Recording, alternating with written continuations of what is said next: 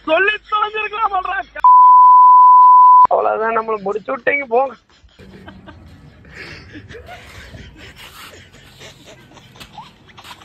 முடிஞ்சு அலையில பருப்பி எழுதிட போய்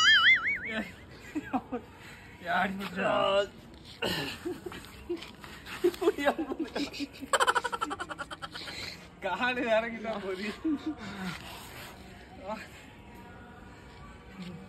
தண்ணி கொல்ல பாக்கான் கொல்ல பார்த்துட்டேன் கூட முடியல செப்பில விழுந்துட்டல அம்மா மண்டை அடிச்சிருந்துன்னு வச்சுக்கேன் செத்தனா அன்னைக்கு செப்ப ஒதுங்கிட்டேனா.